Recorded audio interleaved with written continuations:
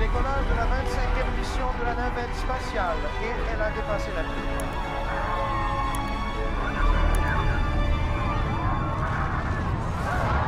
Le monde entier était à l'écoute, retenant son souffle, prêt à assister à un moment de triomphe, un nouveau chapitre de l'exploration humaine. 6, allumage du moteur principal. 4, 3, 2, 1 et décollage. Au lieu de cela, c'était aux premières loges d'une tragédie, diffusée en temps réel. On a un problème, Bob. Il semble qu'un des fusées propulsives solides, il se peut qu'on ait perdu un propulseur à poudre. Mais que se passerait-il si l'histoire qu'on nous a racontée n'était pas toute la vérité? Et si la catastrophe de la navette Challenger était plus qu'un simple échec catastrophique? Et si c'était une dissimulation calculée par l'une des administrations américaines? Une découverte récente, une étrange relique liée à ce jour-là, détient des secrets que personne n'aurait jamais dû découvrir. La catastrophe aurait-elle pu être évitée? Quels secrets ont été enterrés avec elle? Il y a une version de l'histoire du Challenger que vous n'avez jamais entendue. Venez, découvrons-la ensemble. Le monde a été témoin d'un spectacle d'horreur en direct, le 28 janvier 1986, lorsque la navette spatiale Challenger a explosé juste après le décollage. Mais avant ce sombre jour, il y avait la veille au soir, une journée qui aurait pu changer l'histoire. Le jour avant que le désastre ne frappe. C'était comme n'importe quelle autre soirée, la même routine. Les Américains se détendaient pour la nuit. Pendant ce temps, un petit groupe d'ingénieurs chez Morton Thiokol, l'entreprise derrière les propulseurs à propergol solide de la navette spatiale, menait une lutte désespérée. Ils ne luttaient pas contre des chiffres ou des délais. Ils essayaient d'empêcher une catastrophe qu'ils voyaient arriver comme un train de marchandises. Au centre de cette longue étendue nuit se trouvait Bob Ebeling, un ingénieur senior qui porterait le fardeau de cette nuit pour le reste de sa vie. Avec Roger Boisjoli, Arnie Thompson, Joel Moe et Brian Russell, Ebeling avait découvert quelque chose de glaçant, littéralement. Le 27 janvier 1986, les prévisions au Kennedy Space Center annonçaient une température minimale de 18 degrés Fahrenheit au moment du lancement, les conditions les plus froides jamais rencontrées pour un lancement de navette. Cela ne semble peut-être pas être grand-chose, mais pour ces ingénieurs, c'était un signal d'alarme criant à plein volume. Voici ce que le public n'a jamais su. Les joints toriques en caoutchouc, les petits sauts cruciaux sur les propulseurs de la navette, n'étaient pas conçus pour ce type de froid, et ils avaient des données pour le prouver. Ce n'était pas juste une intuition ou un scénario catastrophe griffonné sur une serviette. Ils avaient documenté l'érosion des joints toriques, le blow-by, des photos, des résultats de tests, même des modèles mathématiques. Les preuves étaient partout, et elles disaient toutes la même chose. Lancer dans ce froid serait une condamnation à mort. Ebeling et son équipe ont plaidé pour un report. Ils ont présenté leurs arguments, soutenus par la science, par l'histoire, par la peur. Mais la NASA a dit non. Ce non n'était pas seulement une décision, c'était la première étape vers l'une des tragédies spatiales les plus évitables de l'histoire. Un géant sous pression. L'idée de reporter le lancement, inconcevable. Pas parce que c'était dangereux, mais parce que la NASA était acculée par la pression de tous côtés. Le lancement avait déjà été retardé plus d'une fois, et un autre retard ferait paraître l'agence faible, indécise, voire incompétente.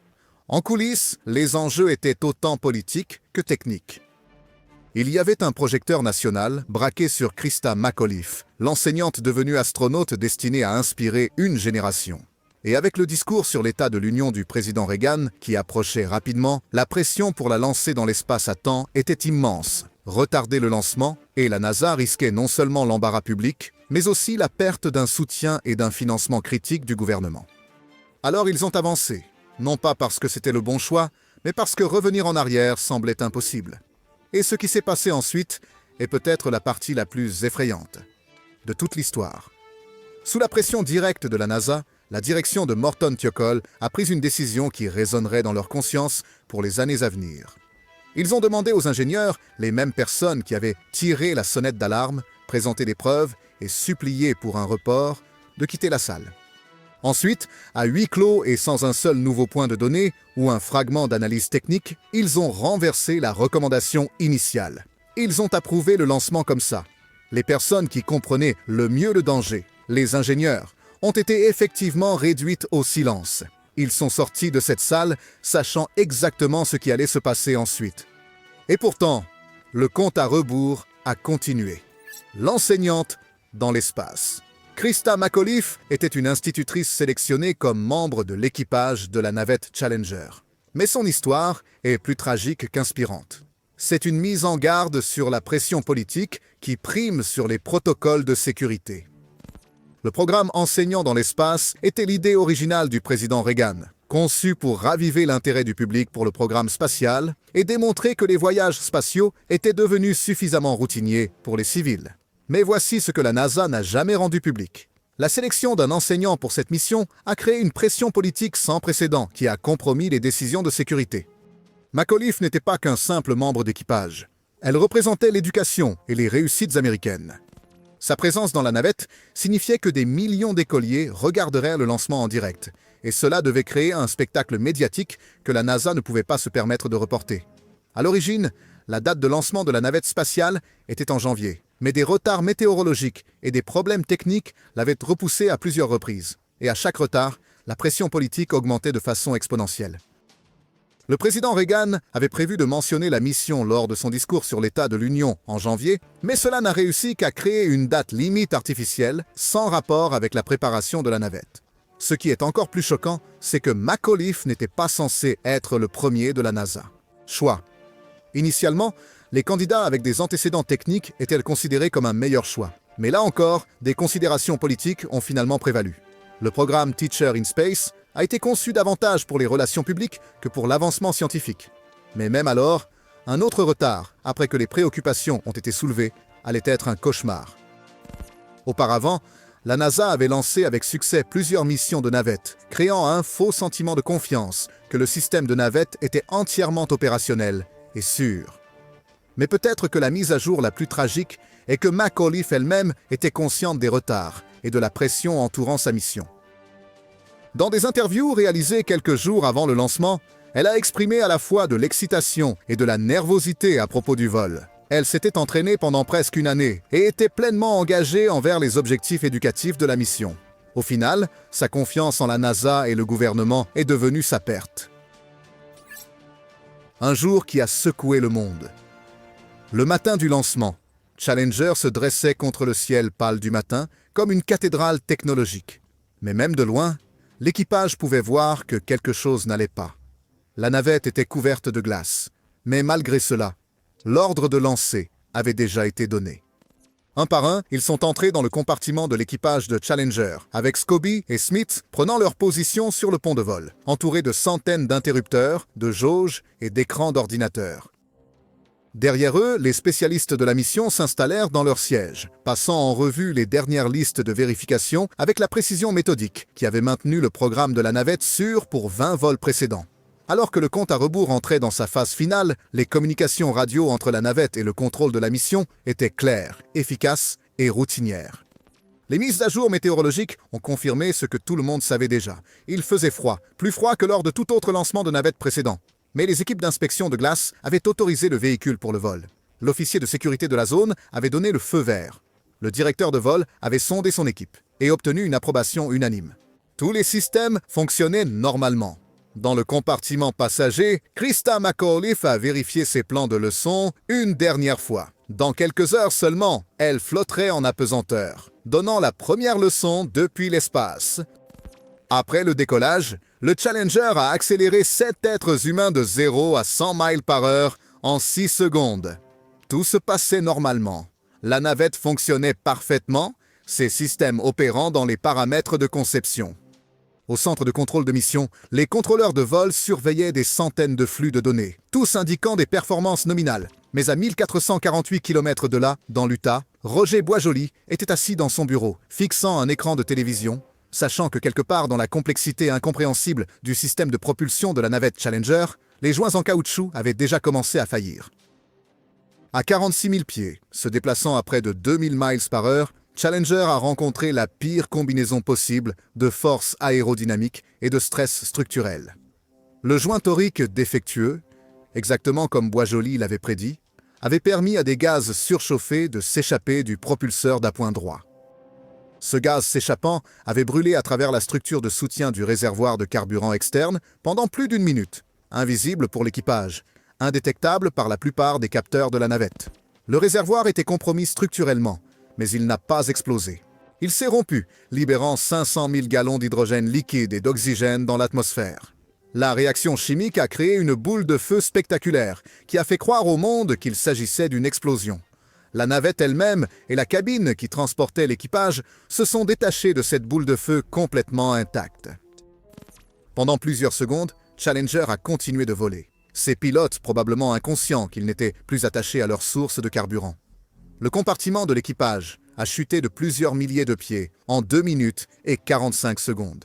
Lorsque le compartiment de l'équipage a finalement touché l'océan Atlantique, 7 rêves se sont terminés et une nation a été laissée sous le choc. Une preuve du passé.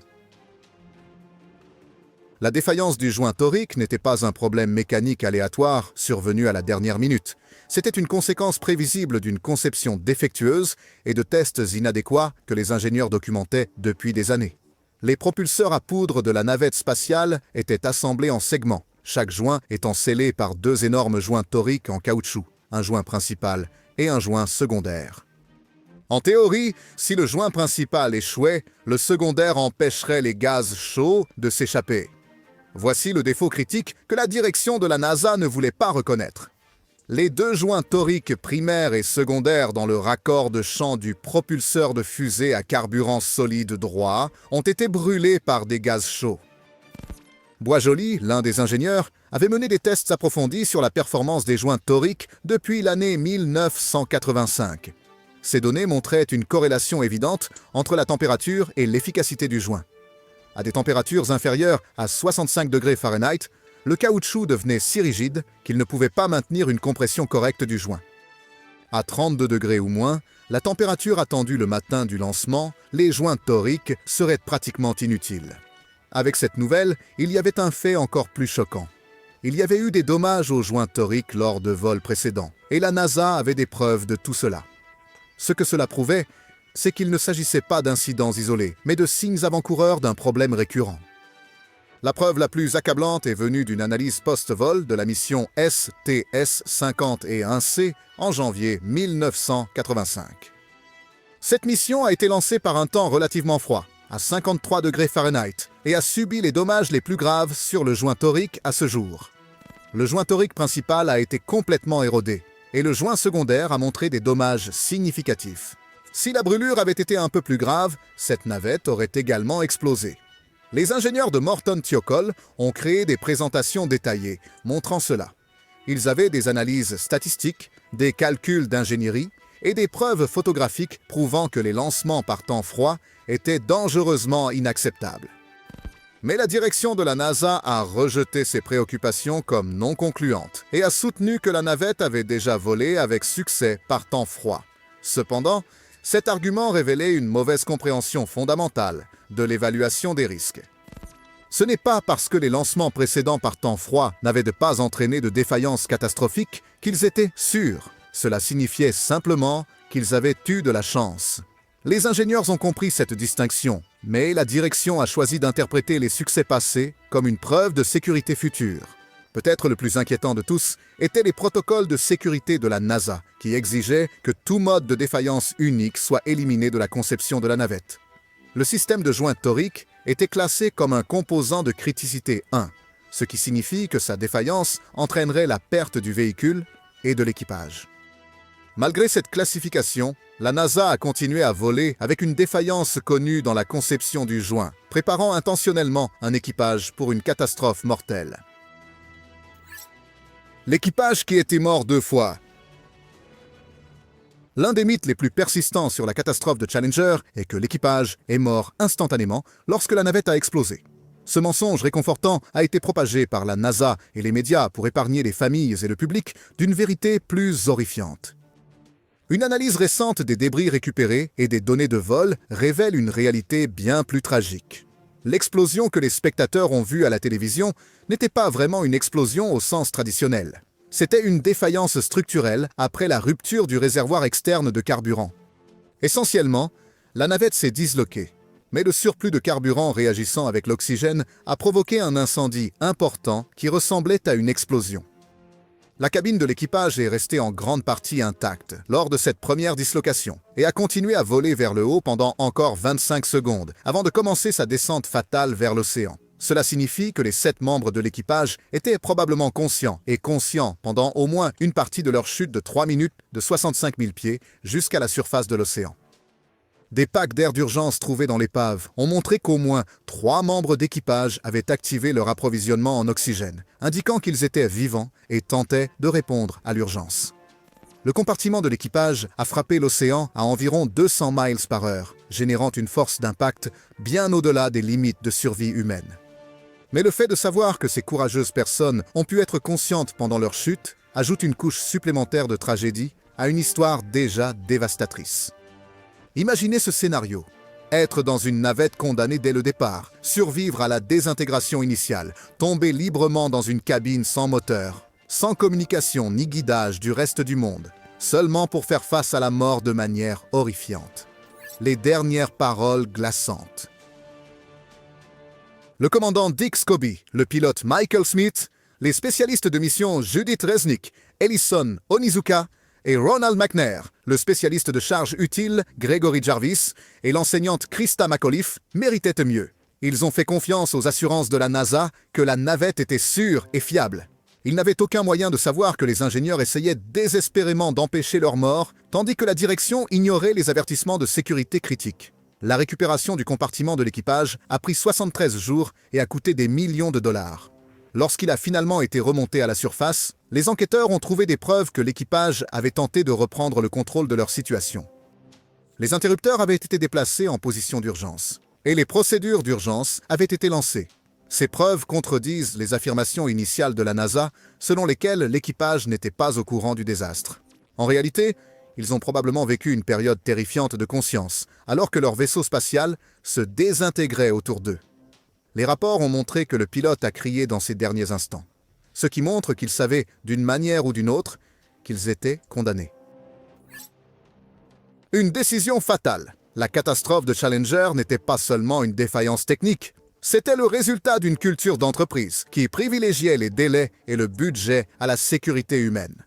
La relation entre la NASA et ses sous-traitants dans les années 1980 a créé une tempête parfaite d'incitations contradictoires, rendant la tragédie inévitable. Morton Thiokol était sous une énorme pression financière pour maintenir leur contrat avec la NASA.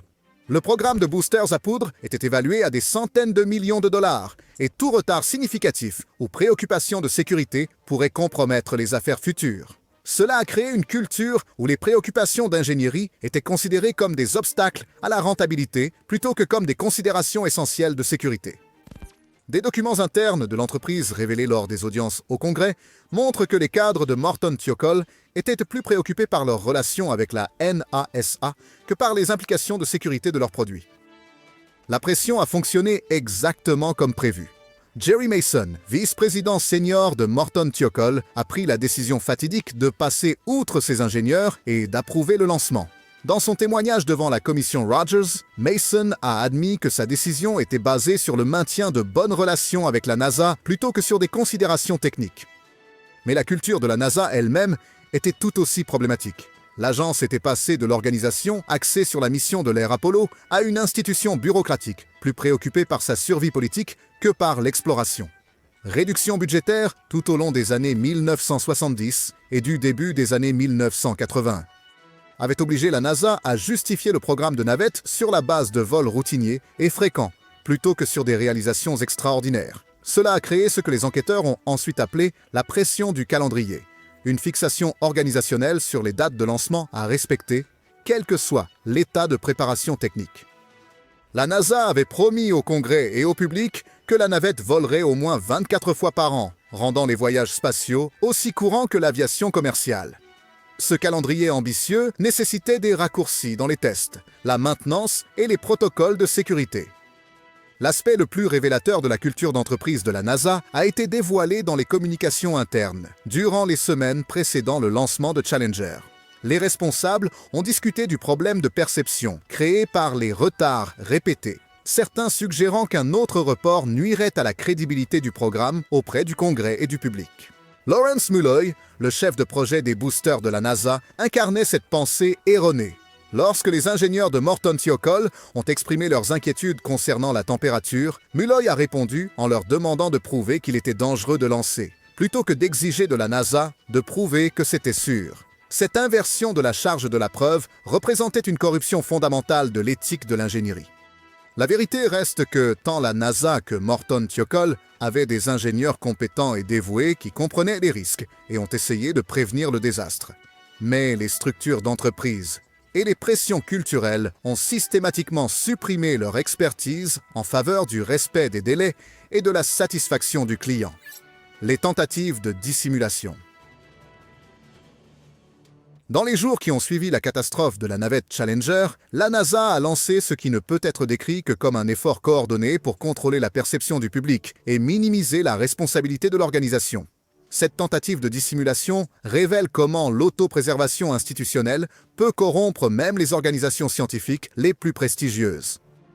Quelques heures après la catastrophe, les responsables de la NASA préparaient déjà des éléments de langage pour minimiser le rôle des défaillances organisationnelles. Les premiers communiqués de presse ont décrit l'explosion comme une anomalie et ont laissé entendre que de tels incidents étaient un risque inévitable de l'exploration spatiale. Il n'y avait aucune mention des avertissements techniques qui avaient été ignorés ou des pressions politiques qui avaient influencé les décisions de lancement. L'aspect le plus choquant de la réponse de la NASA a été la suppression systématique des documents internes qui révélaient l'ampleur des préoccupations avant le lancement.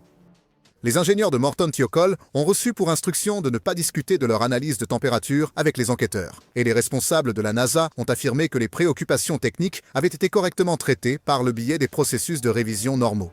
Cette stratégie de blocage a presque fonctionné. La couverture médiatique initiale s'est concentrée sur la complexité technique des voyages spatiaux et les risques inhérents à l'exploration. Ce n'est que lorsque des journalistes d'investigation ont commencé à remettre en question les incohérences dans la chronologie officielle de la NASA que la vérité a commencé à émerger. La percée est survenue lorsque Alan McDonald, directeur du projet des moteurs fusées à propergol solide de Morton Thiokol, a décidé de se démarquer et de témoigner honnêtement devant la commission Rogers. McDonald a révélé qu'il avait refusé de signer la recommandation de lancement le 27 janvier et avait été présent lors de la téléconférence animée avec les responsables de la NASA. Le témoignage de McDonald a ouvert les vannes. D'autres ingénieurs ont commencé à se manifester avec leurs propres récits d'avertissements ignorés et de préoccupations réprimées. Roger Boisjoli a fourni à la commission son analyse détaillée de la température et des photographies des dommages des joints toriques des vols précédents. Mais les tentatives de dissimulation de la NASA ne se sont pas arrêtées avec l'enquête de la commission Rogers. L'agence a continué de minimiser le rôle de l'échec organisationnel dans ses rapports officiels et ses matériels de formation pendant des années. Ce n'est qu'après la catastrophe de Columbia, en 2003, que la NASA a finalement reconnu les problèmes culturels systémiques qui avaient contribué aux deux tragédies. L'aspect le plus troublant de la dissimulation de la NASA était le traitement des ingénieurs lanceurs d'alerte. Alan McDonald et Roger Boisjoli ont tous deux fait face à des représailles professionnelles pour leurs témoignages honnêtes. McDonald a été rétrogradé et réaffecté à des responsabilités moindres, tandis que Boisjoli a été ostracisé par ses collègues et a finalement quitté complètement l'industrie aérospatiale. Cette rétorsion a envoyé un message clair à d'autres lanceurs d'alerte potentiels. Dire la vérité sur les préoccupations en matière de sécurité détruirait votre carrière. En parlant de carrière, n'oubliez pas de mettre un j'aime à cette vidéo pour sauver la nôtre alors que nous parlons des héros méconnus de la catastrophe de la navette Challenger. Histoires inédites et héros non célébrés. Derrière les échecs des entreprises et les pressions politiques qui ont conduit à la catastrophe de la navette Challenger se trouvaient des ingénieurs individuels qui ont risqué leur carrière pour prévenir la tragédie. Leurs histoires représentent le meilleur de l'éthique en ingénierie et le pire de la dysfonction organisationnelle. Bob Ebeling était l'un des 5 ingénieurs de booster de fusée chez un sous-traitant de la NASA qui ont essayé d'arrêter le lancement de la navette spatiale Challenger en 1986, qui a explosé seulement 73 secondes après son décollage. Pour le reste de sa vie, Ebeling a porté le fardeau de penser qu'il n'avait pas fait assez pour prévenir la catastrophe. Lors d'une interview en 2016, quelques mois avant sa mort, Ebeling a révélé le poids émotionnel de la catastrophe de Challenger. Dans ses déclarations, Il a réfléchi sur la position impossible dans laquelle se trouvaient les ingénieurs éthiques lorsqu'ils faisaient face à la pression organisationnelle pour rester silencieux. D'un autre côté, l'histoire de Roger Boisjoli est tout aussi tragique. En tant que spécialiste principal des joints toriques, il possédait la compréhension la plus détaillée des problèmes d'étanchéité et avait documenté ses préoccupations pendant des mois. Son mémo de juillet 1985, prédisant une catastrophe du plus haut niveau, était une tentative désespérée de forcer la NASA à traiter les déficiences connues dans la conception de la navette. Après la catastrophe, Boisjoli est devenu un fervent défenseur de l'éthique en ingénierie et de la responsabilité d'entreprise. Il a témoigné devant le Congrès, a pris la parole dans des universités et a beaucoup écrit sur les obligations morales des ingénieurs de privilégier la sécurité du public plutôt que la loyauté envers l'entreprise. Mais son rôle de lanceur d'alerte a eu un coût personnel énorme. Il a été effectivement mis sur liste noire de l'industrie aérospatiale et a lutté contre la dépression et le stress post-traumatique pendant des années. L'histoire d'Alan McDonald est peut-être l'exemple le plus inspirant de courage moral dans toute la saga de la navette Challenger. En tant que représentant de Morton Thiokol au Centre spatial Kennedy, McDonald était dans la position unique de pouvoir arrêter le lancement même, après que la direction de son entreprise l'ait approuvé. Le matin du 28 janvier, il a refusé de signer la certification finale de préparation au vol, disant aux responsables de la NASA qu'il ne serait pas responsable de la mort de l'équipage. Mais la protestation de McDonald's a été annulée par la direction de la NASA, qui a trouvé d'autres responsables prêts à signer les documents nécessaires. Le lancement a eu lieu malgré ses objections, confirmant ses craintes de la manière la plus tragique possible. Ce qui fait de ces ingénieurs de véritables héros, c'est leur combinaison d'expertise technique et de clarté morale. Ils comprenaient à la fois les risques spécifiques des lancements par temps froid et les implications éthiques plus larges de procéder malgré les dangers connus. Leurs avertissements n'étaient pas basés sur des théories abstraites ou des spéculations excessivement prudentes.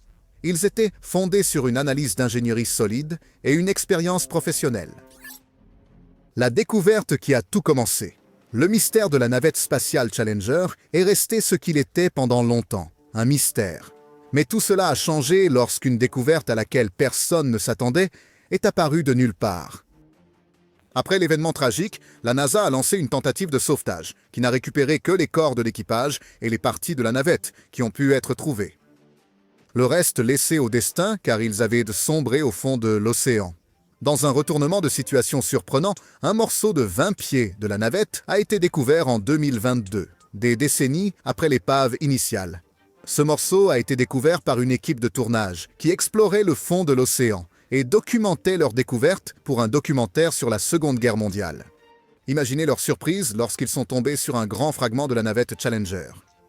Le logo de la NASA sur les tuiles aquatiques était indubitable, et lorsqu'ils ont refait surface, cette pièce a été confirmée comme faisant partie de la navette malheureuse qui s'est écrasée au décollage.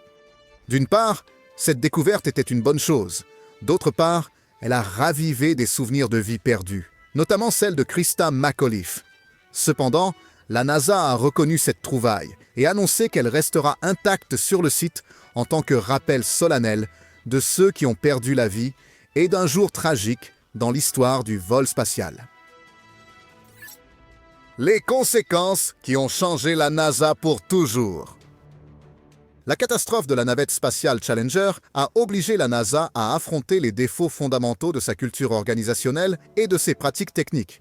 Les changements qui ont suivi ont été complets et durables, amorçant un processus qui a transformé la façon dont l'agence abordait la sécurité, l'évaluation des risques et la prise de décision.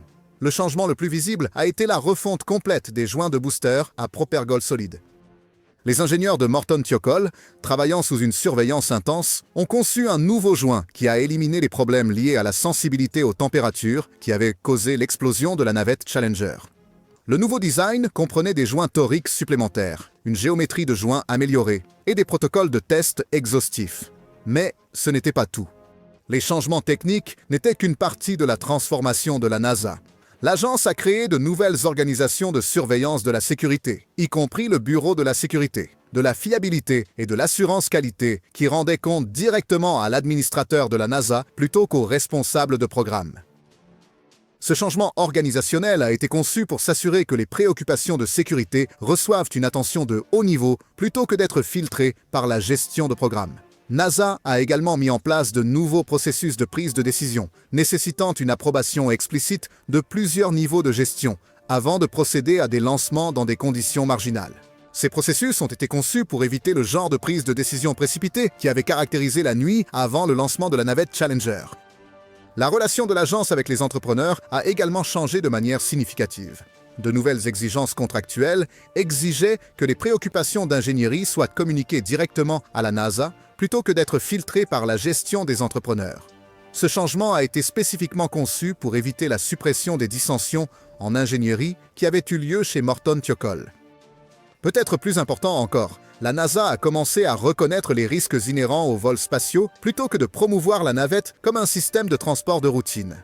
Ce changement culturel s'est reflété dans des plannings de vol plus conservateurs, des évaluations des risques plus approfondies et une communication plus honnête sur les dangers auxquels sont confrontées les équipes d'astronautes. Le programme de navette a repris en septembre 1988 avec le lancement réussi de Discovery lors de la mission STS-26. L'écart entre Challenger et le retour en vol a été la plus longue suspension d'un programme spatial américain. Vol spatial habité. Cependant, les changements mis en œuvre après Challenger n'étaient pas suffisants pour éviter toutes les tragédies futures. La catastrophe de Columbia, en 2003, a révélé que la NASA était revenue à de nombreux modèles culturels identiques à ceux qui avaient contribué à Challenger, y compris la normalisation des écarts, la pression du calendrier et la suppression des préoccupations des ingénieurs. Alors, cela signifie-t-il que la NASA n'a pas tiré de leçons de ses erreurs passées? On ne le saura peut-être jamais. Si vous avez apprécié cette vidéo, appuyez sur le bouton s'abonner pour rester informé des vidéos intéressantes comme celle-ci. Merci d'avoir regardé. À la prochaine vidéo.